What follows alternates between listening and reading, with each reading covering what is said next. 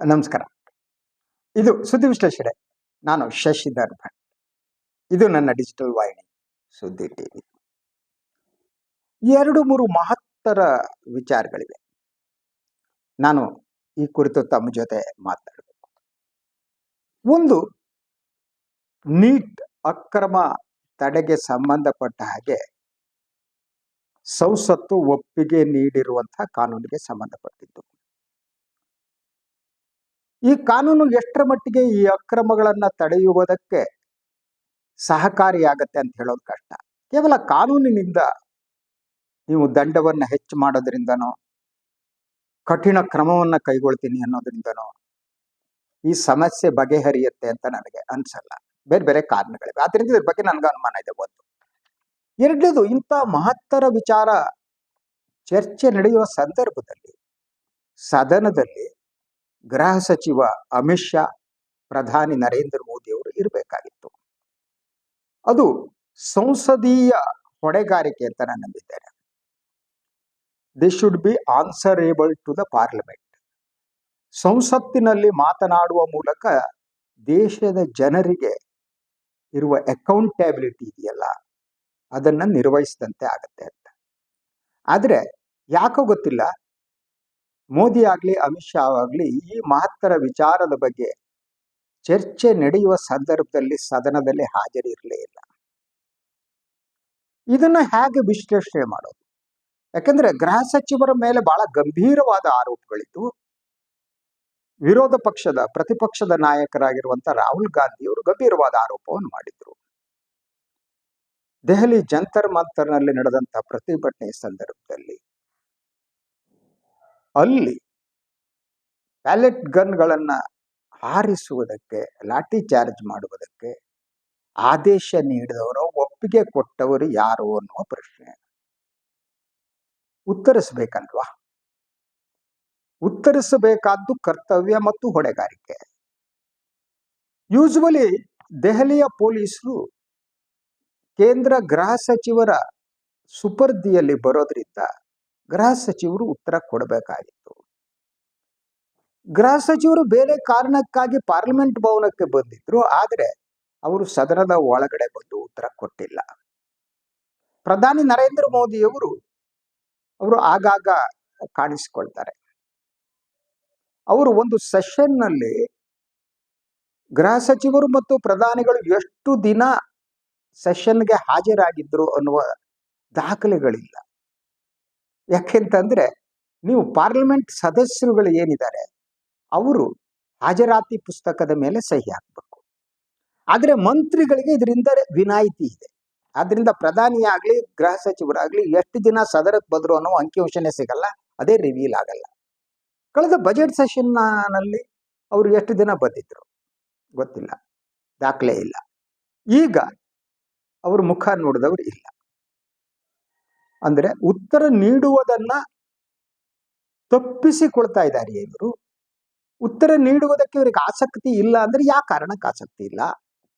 ಒಂದು, ಇವರ ಬಳಿ ಉತ್ತರ ಇಲ್ವಾ? ಡಿಫೆಂಡ್ ಮಾಡ್ಕೊಳ್ಳೋದಕ್ಕಿಲ್ವಾ? ಸೊ ರಾಹುಲ್ ಗಾಂಧಿ ಅವರು ಮಾತನಾಡುವ ಸಂದರ್ಭದಲ್ಲಿ ಮೈಕ್ ಆಫ್ ಮಾಡಲಾಗಿತ್ತು. ಅವರಿಗೆ ಮಾತನಾಡುವುದಕ್ಕೆ ಅವಕಾಶ ಕೊಟ್ಟಿಲ್ಲ. ಜನತಂತ್ರ, ಭಾರತೀಯ ಜನತಂತ್ರ ಯಾವ ಹಂತಕ್ಕೆ ಬಂದಿದೆ ಅಂದ್ರೆ ಪ್ರತಿಪಕ್ಷದ ನಾಯಕರಿಗೆ ಮಾತನಾಡುವುದಕ್ಕೆ ಅವಕಾಶ ಸ್ಪೀಕರ್ ಕೊಡದೇ ಇರೋಂಥದ್ದು. ಯೂಶುವಲಿ ಏನಿರುತ್ತೆ ಅಂತಂದ್ರೆ ಅಸಂಸದೀಯವಾದ ಶಬ್ದಗಳನ್ನ ಬಳಸಿದ್ರೆ ಶಬ್ದಗಳನ್ನ ಕಡತದಿಂದ ತೆಗೆದುಹಾಕಲಾಗುತ್ತೆ. ಇಡೀ ಮಾತನಾಡದಂತೆ ಬಾಯಿ ಮುಚ್ಚಿಸುವಂತಹದ್ದು ಇದೆಯಲ್ಲ, ಇದು ಭಾರತದ ಜನತಂತ್ರ ಸ್ಲೋಲಿ ಕೊಲ್ಯಾಪ್ಸ್ ಆಗ್ತಿರುವ ಲಕ್ಷಣ, ಪತನಗೊಳ್ಳುತ್ತಿರುವ ಲಕ್ಷಣ. ಭಾರತದಲ್ಲಿ ನಿಜವಾದ ಜನತಂತ್ರ ಇದೆಯೋ ಇಲ್ವೋ ಗೊತ್ತಿಲ್ಲ. ಆ ಸ್ಥಿತಿ ಬಂತಿದೆ. ಚರ್ಚೆ ಮಾಡುವ ಸಂದರ್ಭದಲ್ಲಿ ಸರ್ಕಾರದವರು ಉತ್ತರ ಕೊಡದಷ್ಟು ಇದನ್ನ ದುರಹಂಕಾರ ಅಂತ ಅನ್ನೋಣ ಗೊತ್ತಿಲ್ಲ. ಎಲ್ಲದಕ್ಕೂ ಒಂದು ಕೊನೆ ಇದೆ. Let's wait and see. So ಇದಕ್ಕೆ ಸಂಬಂಧಪಟ್ಟಾಗ ಇನ್ನೊಂದು ಸುದ್ದಿಯನ್ನು ನಾನು ನಿಮ್ಗೆ ಹೇಳೋದಕ್ಕೆ ಇಷ್ಟಪಡ್ತೀನಿ ಇವತ್ತು. ಅದು ಕಾಕ್ರೋಚ್ ಜನತಾ ಪಾರ್ಟಿಯ ಹುಟ್ಟು ಹಾಕದಂತಹ ಅಭಿಜಿತ್ ದೀಪ್ಕೆ ಅವರು ತಮ್ಮ ಸ್ವಂತ ಊರಿಗೆ, ಮನೆಗೆ ಹೋದದ್ದು. ಅವರು ಛತ್ರಪತಿ ಸಂಭಾಜಿ ನಗರ ಅವರ ಮನೆ.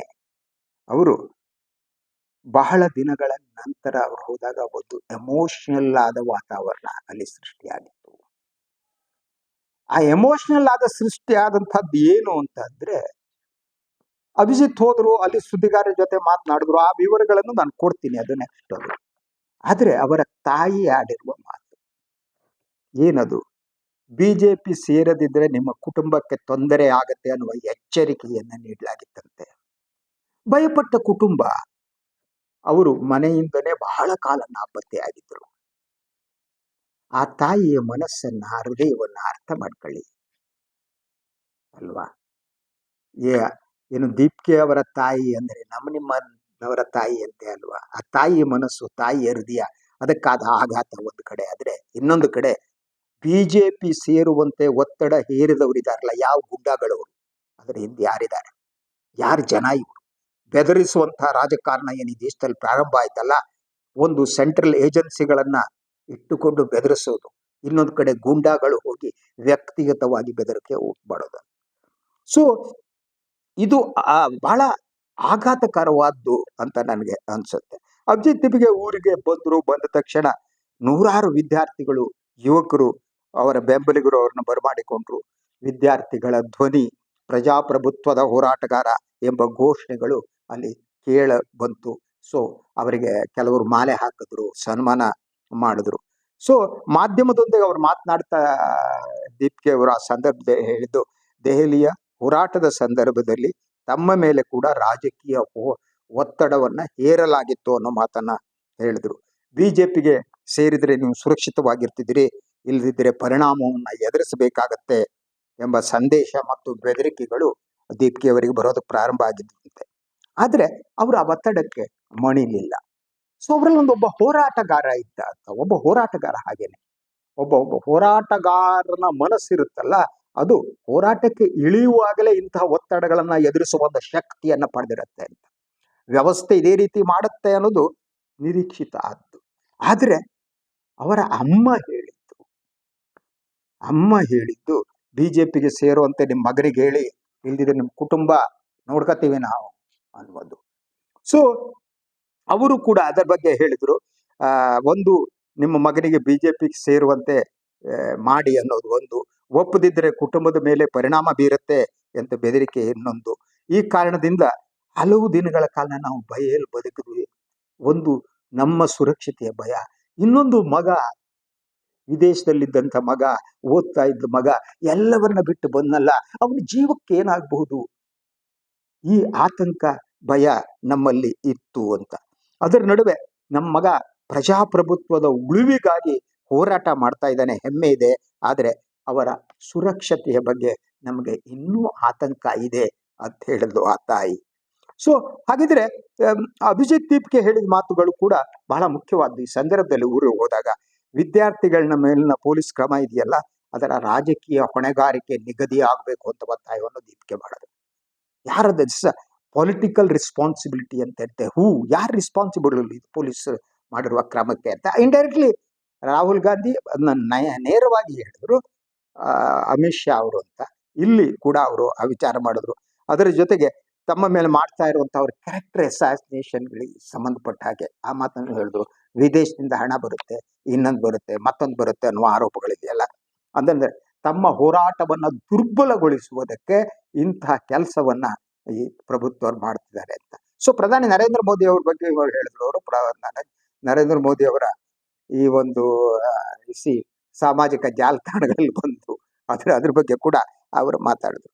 ಸೊ ಇದ್ರ ಜೊತೆಗೆ ಬಹಳ ಮುಖ್ಯವಾಗಿ ಏನು ದೀಪ್ಕೆ ಅವರ ತಾಯಿ ಮಾಡಿರುವ ಆರೋಪ, ಅವರ ಮೇಲೆ ಒತ್ತಡ, ಒಂದು ರೀತಿಯಲ್ಲಿ ಕುಟುಂಬದ ಮೇಲೆ ಜೀವ ಬೆದರಿಕೆಯನ್ನು ಒಡ್ಡಲಾಗಿತ್ತು ಅನ್ನೋದು. ಈ ಬಗ್ಗೆ ಕೇಂದ್ರ ಸರ್ಕಾರ ಆಗಲಿ ಅಥವಾ ಬಿಜೆಪಿ ಆಗಲಿ ಅಧಿಕೃತವಾದ ಯಾವುದೇ ಪ್ರತಿಕ್ರಿಯೆಯನ್ನ ನೀಡಬೇಕಲ್ವಾ, ಅದು ಕೂಡ ಜವಾಬ್ದಾರಿ. ಆದರೆ ಈ ಸರ್ಕಾರಕ್ಕೆ ಅಕೌಂಟಬಿಲಿಟಿ ಅಥವಾ ಉತ್ತರದಾಯಿತ್ವ ಅನ್ನುವ ಅರಿವೇ ಇಲ್ಲ. ನಾವು ಪಾರ್ಲಿಮೆಂಟಿಗೆ ಉತ್ತರ ಕೊಡಲ್ಲ, ಪಾರ್ಲಿಮೆಂಟ್ ಓಡೋಕ್ ನಾವು ಬರಲ್ಲ, ನಾವು ಪಾರ್ಲಿಮೆಂಟಿಗೆ ನಾವ್ ಯಾಕ್ರಿ ಬರ್ಬೇಕು, ನಾವು ವಿಶ್ವ ಗುರುಗಳು, ನಾವು ಇಡೀ ನಾವು ನಾನ್ ಬಯಾಲಜಿಕಲ್ಲು, ದೇವರೇ ನಮ್ಮನ್ನು ಕಳಿಸಿದ್ದು, ಇಲ್ಲಿ ದೇವರ ಅವತಾರ, ನಾವು ಪಾರ್ಲಿಮೆಂಟ್ಗೆ ಉತ್ತರ ಕೊಡಲ್ಲ. ಇನ್ಯಾರಿಗೆ ಉತ್ತರ ನಾವ್ಯಾಕೆ ಕೊಡೋಣ ರೀ? ಇಂತಹ ದುರಹಂಕಾರ ಮನಸ್ಥಿತಿ ಇದೆಯಲ್ಲ, ಅದು ಬೆಳೀತಾ ಇದೆ ಅನ್ನೋದು. ಸೊ ಈ ಯಾಕೆ ಉತ್ತರ ಕೊಡಲ್ಲ, ಯಾಕೆ ತಪ್ಪಿಸ್ಕೋತೀರಿ? ಈ ಜನರ ಮುಂದೆ ಹೇಳ್ಬೇಕಲ್ವಾ? ಬೆದರಿಕೆ ತನಿಖೆ ಮಾಡಿಸಿ, ನಿಜವಾಗಿ ಅವರ ಕುಟುಂಬಕ್ಕೆ ಬೆದರಿಕೆ ಒಡ್ಡಲಾಯ್ತಾ ಇಲ್ವಾ? ಇನ್ಯಾರೋ ಒಡ್ಡಿದ್ರೆ ಬಿಜೆಪಿ ಹೆಸರು ಹೇಳ್ಕೊಂಡು ಬಡ್ದು ಒಳಗಾಕಿ ಅಲ್ವಾ? ಆ ಕರ್ತವ್ಯ ಮಾಡಬೇಕಾದ್ದು ಪ್ರಭುತ್ವದ ಕೆಲಸ ಅಲ್ವಾ ಅದು? ಇನ್ಯಾರ ಕೆಲಸ ಅದು? ಅಂದ್ರೆ ಒಂದು ಕುಟುಂಬವನ್ನ ಬೆದರಿಸುವಂತ ವಾತಾವರಣ ಇದೆ, ಆ ಬೆದರಿಸುವವರು ಬಿಜೆಪಿ ಹೆಸರು ಹೇಳ್ತಾರೆ. ಅದಕ್ಕೆ ಉತ್ತರ ಕೊಡ್ಬೇಕಾದ್ದು ಬಿಜೆಪಿ ಅವ್ರ ಕೆಲಸ ಅಲ್ವಾ? ಆದ್ರೆ ಅವರು ಕೊಡ್ತಾ ಇಲ್ಲ. ಸೊ ಈ ಬೆಳವಣಿಗೆ ಬಹಳ ಪ್ರಮುಖವಾದ ಪ್ರಶ್ನೆಗಳನ್ನ ಎತ್ತಿದೆ. ಒಂದು, ಪ್ರತಿಭಟನೆ ನಡೆಸುವಂತ ನಾಯಕರ ಮೇಲೆ ರಾಜಕೀಯ ಒತ್ತಡ ಹೇರಲಾಗಿದೆ ಅನ್ನೋದು ಬಹಳ ಮುಖ್ಯವಾದ ಮೊದಲ ಪ್ರಶ್ನೆ. ಈಗ ನೋಡಿದ್ರೆ ಒತ್ತಡ ಹೇರಲಾಗಿತ್ತು, that's a first step. Second, ಯಾವಾಗ ಈ ಪ್ರತಿಭಟನೆ ಪ್ರಾರಂಭ ಆಯಿತು, ಆ ಪ್ರತಿಭಟನೆಯನ್ನ ಹತ್ತಿಕ್ಕುವುದಕ್ಕೆ ಬೇರೆ ಬೇರೆ ಮಾರ್ಗಗಳನ್ನ ಅನುಸರಿಸಿದ್ದು. ಅಂದ್ರೆ ಯು ಸಿ ದಟ್ ಜಮ್ಮು ಕಾಶ್ಮೀರದಲ್ಲಿ ಉಗ್ರಗಾಮಿಗಳ ವಿರುದ್ಧ ಬಳಸಬಹುದಾದ ಅಸ್ತ್ರಗಳನ್ನ ನೀವು ದೆಹಲಿ ಜಂತರ್ ಮಂತರಲ್ಲಿ ಜನತಂತ್ರವಾದಿಗಳ ವಿರುದ್ಧ ಬಳಸ್ತೀರಿ ಅಂತಾದ್ರೆ what type of government it is? ನಿಜವಾಗಿದು ಭಾರತೀಯರನ್ನ ಪ್ರತಿನಿಧಿಸುವ ಸರ್ಕಾರ ಹೌದಾ ಅಲ್ವಾ? ನಮ್ಮ ಮಕ್ಕಳ ಮೇಲೆ, ನಮ್ಮ ಹುಡುಗರ ಮೇಲೆ ಒಂದು ಅವರ ಕ್ಯಾರೆಕ್ಟರ್ ಅಸಾಸಿನೇಷನ್ ಮಾಡೋದು, ಅವ್ರು ಹಾಕಿರೋ ಆ ಪುಟ್ಟ ಪುಟ್ಟ ಮಕ್ಕಳು ಹಾಕಿರೋ ಬಟ್ಟೆಗಳ ಬಗ್ಗೆ ಸಾಮಾಜಿಕ ಜಾಲತಾಣದಲ್ಲಿ ಕೆಲವರು ಎಷ್ಟು ದುಷ್ಟತನ ಅಂದ್ರೆ ಅವರು ನೋಡಿದ್ರೆ, ಅವರ ಆ ಬಟ್ಟೆಗಳನ್ನು ನೋಡಿದ್ರೆ ಅವರು ಏನೇನೋ ಮಾಡೋವರ ಟೈಪ್ ಕಾಣ್ತಾ ಇದ್ರು ಅನ್ನುವ ರೀತಿ ಹೇಳೋದು. ಪುಟ್ಟ ಮಕ್ಕಳು ಕಣ್ರಿ, ನಿಮಗೂ ಹೆಣ್ಮಕ್ಳು ಇದ್ರೆ ಅರ್ಥ ಆಗುತ್ತೆ. ಆ ಮಗು ಒಂದು ಬಟ್ಟೆ ಹಾಕೊಂಡು ಬಂದ್ರೆ ಅಲ್ಲಿ ಮಾತನಾಡಿದ್ರೆ ಆ ಬಟ್ಟೆಯಲ್ಲಿ ಹೇಗಿದೆ, ಹೀಗಿದೆ, ಕೆಳಗೆ ಕಾಣುತ್ತೆ, ಮೇಲ್ ಕಾಣುತ್ತೆ ಅನ್ನೋ ರೀತಿ ಈ ವಿಕೃತ ಮನಸ್ಸಿದೆಯಲ್ಲ, ಈ ಸಂಘ ಪರಿವಾರ ಬಿಜೆಪಿ ಜನರು ಇಂಥ ವಿಕೃತ ಮನಸ್ಸನ್ನ ಇಟ್ಕೊಂಡಿದ್ದಾರೆ ಆ ಮಕ್ಕಳ ಮೇಲೆ. ಆ ಮಕ್ಕಳು ನಾಚಿಕೆ ಆಗಲ್ವಾ ಮಕ್ಕಳ ಬಗ್ಗೆ ಹೇಳೋದಕ್ಕೆ, ಅವ್ರ ಬಟ್ಟೆ ಬಗ್ಗೆ, ಅವ್ರ ನಡವಳಿಕೆ ಬಗ್ಗೆ ಟೀಕೆ ಮಾಡೋದಕ್ಕೆ ಅಲ್ವಾ? ಸೊ ಇಂಥದನ್ನ ಮಾಡ್ತಾ ಬರೋದು. ಅದಾದ ಮೇಲೆ ಬಳಸಿರುವುದು, ಈವನ್ ಬಿಹಾರದಲ್ಲಿ AK-47 ಅನ್ನ ಬಳಸಲಾಗಿದೆ ಅನ್ನೋ ಮಾಹಿತಿ ಕೂಡ ಇದೆ. ಅದರ ಜೊತೆಗೆ ಇದಾದ ಮೇಲೆ ಏನು ಒಪ್ಪಂದ ಆಯಿತು ಬೆದರಿಕೆಯಿಂದ, ಇದು ಬಹಳ ಮುಖ್ಯವಾದ ಪ್ರಶ್ನೆ. ಆದದ್ದೇನು ಈ ಚಳವಳಿಯ ಬಹುದೊಡ್ಡ ಟೇಕ್ಅವೇಸ್ ಏನು ಅಂತ ಗೊತ್ತಾ ನಿಮಗೆ? ಬೆದರಿಸುವ ಮೂಲಕ ರಾಜಕಾರಣವನ್ನ ಮಾಡ್ತಾ ಪ್ರಭುತ್ವವನ್ನ ಇಟ್ಕೊಂಡವರಿಗೆ ಅವರಿಗೆ ಭಯ ಕಾಡುವುದಕ್ಕೆ ಪ್ರಾರಂಭ ಆದದ್ದು. ಇದು ಅತಿ ದೊಡ್ಡ ಟೇಕ್ಅವೇಸ್ ಈ ಚಳವಳಿದು ಅಂತ ನನಗೆ ಅನ್ಸುತ್ತೆ. ಭಯದ ಮೂಲಕ ಸೆಂಟ್ರಲ್ ಏಜೆನ್ಸಿಗಳನ್ನ ಇಟ್ಟುಕೊಳ್ಳುವುದು, ಇನ್ನೊಂದು ಮಾಡೋದು, ಮತ್ತೊಂದು ಮಾಡೋದು. ನಾನು ಯಾವುದೋ ಒಂದು ವಿದೇಶಿ ಚಾನಲ್ ನಲ್ಲಿ ನೋಡ್ತಾ ಇದ್ದೆ ಡಿಸ್ಕಷನ್ ಒಂದು. ಯಾಕೆಂದ್ರೆ ಅದರಲ್ಲಿ ಆ ಡಿಸ್ಕಷನ್ ನಲ್ಲಿ ಹೇಳಲಾಗ್ತಾ ಇತ್ತು, ಯಾಕೆ ಬಾಲಿವುಡ್ ಮಹಾನ್ ಘಟಾನುಘಟಿ ನಾಯಕರುಗಳು ಯಾಕೆ ಈ ಒಂದು ಜನತಂತ್ರವಾದಿ ಹಾಗೂ ವಿದ್ಯಾರ್ಥಿ ಪರವಾದ ಹೋರಾಟದಲ್ಲಿ ಯಾಕೆ ಪಾಲ್ಗೊಂಡಿಲ್ಲ ಅನ್ನೋದ್ರ ಬಗ್ಗೆ ಚರ್ಚೆ ನಡೀತಾ ಇತ್ತು. ಅದಕ್ಕೆ ಹೇಳಿದ್ದು, ಹೇಗೆ ಯು ಸಿ ದಟ್ ಬಾಲಿವುಡ್ ನಟರನ್ನ ಬೆದರಿಸಿ ಇಟ್ಟುಕೊಂಡಿತ್ತು ಪ್ರಭುತ್ವ ಅಂತ. ಅದು ಶಾರುಖ್ ಖಾನ್ ಅವ್ರದ್ದು ಇರಬಹುದು, ಅಮೀರ್ ಖಾನ್ ಅವರು ಇರ್ಬೋದು, ಇವರನ್ನೆಲ್ಲ ಬೆದರಿಸಿ, ಅಮಿತಾಬ್ ಬಚ್ಚನ್ ಬೇರೆ ಬೇರೆ ರೀತಿಯ ಬೆದರಿಸುವುದು ಮತ್ತು ಅವ್ರನ್ನ ಬೇರೆ ಬೇರೆ ರೀತಿ ಕ್ಯಾಪ್ಚರ್ ಮಾಡಿ ಇಟ್ಕೊಳ್ಳೋದು, ಯಾರು ಮಾತನಾಡದಿರೋ ಸ್ಥಿತಿಯಲ್ಲಿದ್ರು ಅಂತ. ಇಂತಹ ಭಯದ ರಾಜಕಾರಣವನ್ನ ಮಾಡ್ತಾ ಬಂದವರಿಗೆ ಭಯ ಹುಟ್ಟಿಸಿದ್ದು ಕಾಕ್ರೋಚ್ ಜನತಾ ಪಾರ್ಟಿ. ಇದು ಅತಿ ದೊಡ್ಡ ಟೇಕ್ಅವೇಸ್ ನನಗೆ ಅಂತ ಅನ್ಸುತ್ತೆ. ಸೊ ಆದ್ರಿಂದ ಈಗ ಇದಾದ ಮೇಲೆ ನೋಡಿ, ಮತ್ತೆ ನಾನು ಅಕೌಂಟಬಿಲಿಟಿ ಪ್ರಶ್ನೆಗೆ ಬರಬೇಕು. ಅವರ ಜೊತೆ ಒಪ್ಪಂದ ಮಾಡಿಕೊಂಡ ಮೇಲೆ ಆ ಒಪ್ಪಂದವನ್ನ ಅನುಷ್ಠಾನಗೊಳಿಸಬೇಕು ಅನ್ನುವುದು ಆದ್ರೂ ಮಾಡ್ಬೇಕಲ್ವ. ಇಬ್ಬರು ಮಂತ್ರಿಗಳು ಒಪ್ಪಂದ ಮಾಡ್ಕೊಂಡಿದ್ರು, ಅದರಲ್ಲೂ ಕೂಡ ಈಗ ಮೀನಾಮೇಷ ಎಣಿಸಲಾಗ್ತಾ ಇದೆ. ಈ ಕಾರಣದಿಂದ ಮತ್ತೆ ವಿದ್ಯಾರ್ಥಿಗಳು ಜಂತರ್ ಮಂತರಕ್ಕೆ ಬರುವ ಸಾಧ್ಯತೆಗಳು ಕಾಣ್ತಾ ಇದೆ. ಆದ್ರಿಂದ ಇಡೀ ಆಂದೋಲನ ಯಾವ ಟರ್ನ್ ತಗೊಳುತ್ತೆ, ಈ ಜಂಜಿ ಏನ ಹೋರಾಟ ಇದೆಯಲ್ಲ, ಇದು ಯಾವ ಟರ್ನ್ ಬೇಕಾದ್ರೂ ತಗೋಬಹುದು. ಯಾವತ್ತೂ ಕೂಡ ವಿದ್ಯಾರ್ಥಿಗಳು ಇರ್ತಾರಲ್ಲ, ಅವರಲ್ಲಿ ಒಂದು ಪ್ರತಿಭಟನೆಯ ಶಕ್ತಿ ಇರುತ್ತೆ ಅಂತ. ಅವರು ವಿದ್ಯಾರ್ಥಿಗಳು ಪ್ರಭುತ್ವವನ್ನ ವಿರೋಧಿಸುವ, ಅದನ್ನ ಹತ್ತಿಕ್ಕುವ ಶಕ್ತಿಯನ್ನ ಹೊಂದಿರ್ತಾರೆ. ಆದ್ರಿಂದ ಅದು ಹೀಗೆ ಆಗತ್ತೆ ಅಂತ ಹೇಳಕ್ಕಾಗಲ್ಲ. ಅದ್ರ ಜೊತೆಗೆ ಇನ್ನೊಂದು ಟೇಕ್ಅವೇಸ್ ನಾನು ಹೇಳ್ಬಿಡ್ತೀನಿ. ಮೊದಲನೇದಾಗಿ ನಿಮ್ಗೆ ಹೇಳಿದೆ. ಎರಡನೇದು ಬಹಳ ಮುಖ್ಯವಾಗಿ, ದ್ವೇಷದ ರಾಜಕಾರಣ ಇತ್ತಲ್ಲ, ಕೋಮುವಾದಿ ರಾಜಕಾರಣ ಮತ್ತು ದ್ವೇಷದ ರಾಜಕಾರಣ, ಅದರಿಂದ ದೇಶ ವಿಮುಖವಾಗುವುದಕ್ಕೆ ಹೆಜ್ಜೆ ಇಟ್ಟಿತ್ತು ಅಂತ. ಅಂದ್ರೆ ಕಮ್ಯುನಲಿಸಮ್ ಅನ್ನ, ಸೊ ಹಿಂದುತ್ವದ ಹೆಸರನ್ನು ಹೇಳ್ತಾ ಮುಸ್ಲಿಂ ವಿರೋಧ ಮಾಡ್ತಾ ದೇಶವನ್ನು ಒಡೆತಿದ್ದಾರಲ್ಲ, ಅದರಿಂದ ಇನ್ನೊಂದೆಡೆಗೆ ದೇಶ ವಿಮುಖವಾಗುವಂತೆ ಮಾಡಿದೆ. ಇದು ಬಹಳ ಬಹುದೊಡ್ಡ ಟೇಕ್ಅವೇಸ್. ಮೂರನೇ ಟೇಕ್ಅವೇಸ್ ಗೋಧಿ ಮೀಡಿಯಾಗಳ ಪತನ. ಗೋಧಿ ಮೀಡಿಯಾಗಳ ಸುಳ್ಳುಗಳೆಲ್ಲ ಈ ಸಂದರ್ಭದಲ್ಲಿ ಹೊರಬಿದ್ದು ಹೇಗೆ ಗೋಧಿ ಮೀಡಿಯಾ ಸೇಲ್ ಆಗಿದೆ ಮತ್ತು ಮೋದಿ ಅಮಿತ್ ಶಾ ಅವರ ಪಾದ ತೊಳೆಯುವುದರಲ್ಲಿ ಗೋಧಿ ಮೀಡಿಯಾದ ಪತ್ರಕರ್ತರು ನಿರೂಪಕರು ಹೇಗಿದ್ದಾರೆ ಅಂತ.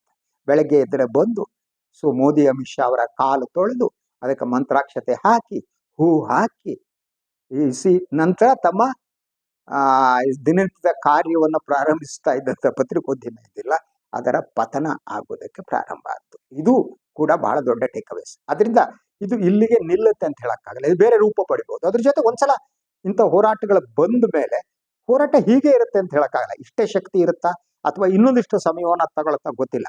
ಆದ್ರೆ ಇಡೀ ಭಾರತದ ರಾಜಕಾರಣದಲ್ಲಿ ಒಂದು ಮಹತ್ತರ ಹೆಜ್ಜೆಯನ್ನ ಈ ಹೋರಾಟ ಇಟ್ಟಿದೆ. ಆ ಕಾರಣಕ್ಕೆ ಬೆದರಿದಂತಹ ಪ್ರಭುತ್ವ ಯಾರು ಹೋರಾಟದಲ್ಲಿದ್ದಾರೋ ಅವರನ್ನ ಬೆದರಿಸುವ ಯತ್ನ ಮಾಡಿದ್ದು, ಅವರ ಕುಟುಂಬದವರನ್ನ ಹೆದರಿಸುವ ಯತ್ನ ಮಾಡಿದ್ದು, ತಂದೆ ತಾಯಿಗಳನ್ನ ಹೆದರಿಸುವ ಯತ್ನ ಮಾಡಿದ್ದು, ನಿಮ್ಮ ಮಗಳನ್ನ ಯಾಕ ಬನ್ನಿ ಅಂತ ಹೇಳಿದ್ದು ಬಿಜೆಪಿ ಸೇರಿಸಿ. ಇದು ಈ ಒಂದು ಬಿಜೆಪಿ ಸಂಘ ಪರಿವಾರದ ರಾಜಕಾರಣವನ್ನ ಬೆತ್ತಲೆಗೊಳಿಸಿದೆ. ಮುಂದೇನಾಗುತ್ತೆ ಲೇಟೆಸ್ಟ್ ವೇಟ್ ಅಂಡ್ ಸಿ. ಇದು ಇವತ್ತಿನ ಸುದ್ದಿ ವಿಶ್ಲೇಷಣೆ. ಇನ್ನೊಂದು ವಿಚಾರದಲ್ಲಿ ಮತ್ತೆ ಬರ್ತೀನಿ. ನಾನು ವಾಹಿನಿ ಲೈಕ್ ಮಾಡಿ, ಸಬ್ಸ್ಕ್ರೈಬ್ ಮಾಡಿ, ಬೆಲ್ ಐಕಾನ್ ಪ್ರೆಸ್ ಮಾಡೋದಕ್ಕೆ ಬರಿಬೇಡಿ. ಹಾಗೆ ಸಾಧ್ಯ ಆದರೆ ಸಹಾಯ ಮಾಡಿ, ಸ್ವತಂತ್ರ ಪತ್ರಿಕೋದ್ಯಮ ಉಳಿಸಿ, ನನ್ನನ್ನು ಆಶೀರ್ವದಿಸಿ. ಎಲ್ಲರಿಗೂ ನಮಸ್ಕಾರ.